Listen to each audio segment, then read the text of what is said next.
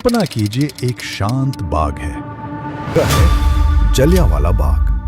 तारीख है 13 अप्रैल 1919। शहर है पंजाब के अमृतसर।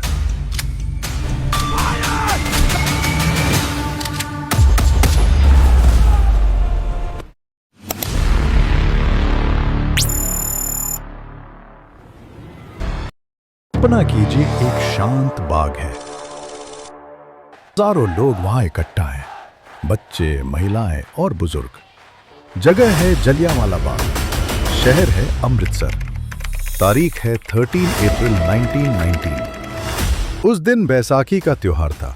लोग खुश होकर आए थे।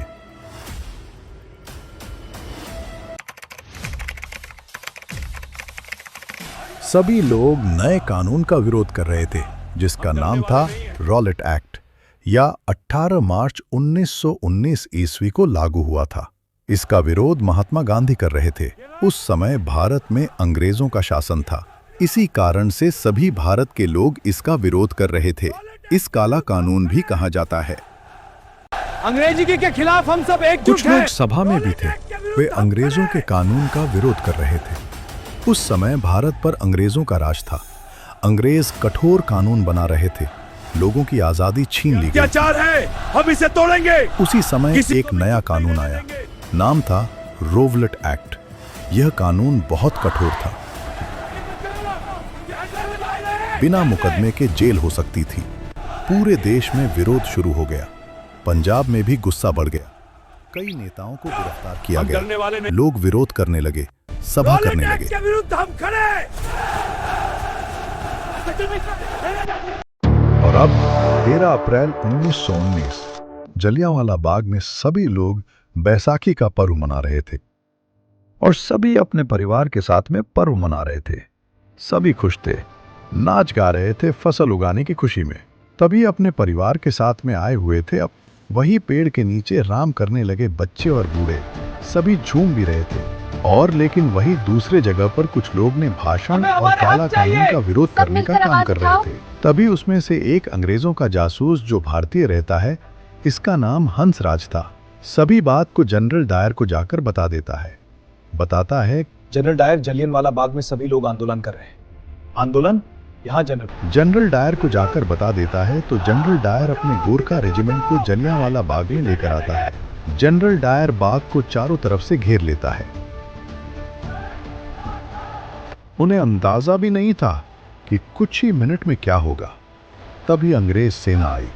सैनिकों के साथ एक अफसर था। उसका नाम था रेजिनल्ड डायर।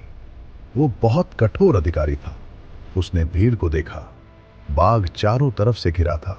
बाहर निकलने का रास्ता छोटा था। हजारों लोग अंदर थे। डायर ने सैनिकों को खड़ा किया।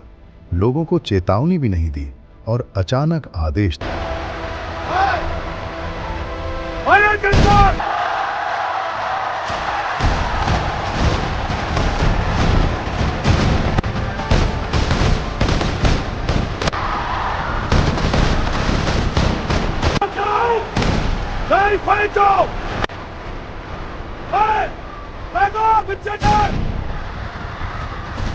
सैनिकों ने तुरंत फायर शुरू किया। गोलियां सीधे भीड़ पर चली। लोग घबरा गए। चारों तरफ चीखें गूंज उठी। लोग भागने लगे, लेकिन रास्ता छोटा था। कई लोग गिर पड़े, कई घायल हो गए। कुछ लोग दीवार चढ़ने लगे, कुछ लोग छिपने लगे, कुछ लोग कुएं की ओर भागे। डर के मारे लोग कूद गए। कुआं लोगों से भर गया। गोलियां लगातार चलती रही। लगभग 10 मिनट तक सैनिक गोलियां चलाते रहे। जब तक गोलियां खत्म नहीं हुई, तब जाकर फायर हुई। जमीन पर सन्नाटा था। चारों तरफ लाशें थीं। कई लोग घायल पड़े थे। लोग दर्द से करा रहे थे। ये बहुत भयावह दृश्य था। सरकारी रिपोर्ट आई। उसमें 379 मौत बताई गई। 1000 से ज्यादा घायल थे, लेकिन असली संख्या ज्यादा थी। पूरे देश में खबर फैल गई। लोगों का गुस्सा बढ़ गया। भारत के नेता भी आक्रोशित हुए। उनमें से एक थे महात्मा गांधी। उन्होंने अंग्रेजों का विरोध तेज किया। आजादी की लड़ाई और मजबूत हुई। ये घटना इतिहास बन गई। पूरे देश ने इसे याद रखा। कई साल बाद बदला लिया गया। एक क्रांतिकारी आगे आया। उसका नाम था उधम सिंह। उसने जिम्मेदार अधिकारी को खोजा। उसका नाम था माइकल ओडवायर।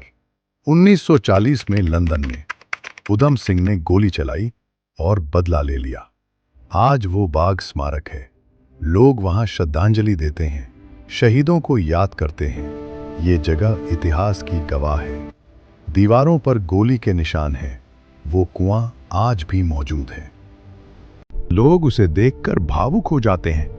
यह घटना हमें याद दिलाती है, आजादी आसानी से नहीं मिली, इसके लिए बलिदान हुए। हमें उन शहीदों को याद रखना चाहिए, उनके साहस को सलाम करना चाहिए, क्योंकि उनके कारण ही आज हम आजाद हैं। यही है जलियांवाला बाग की कहानी।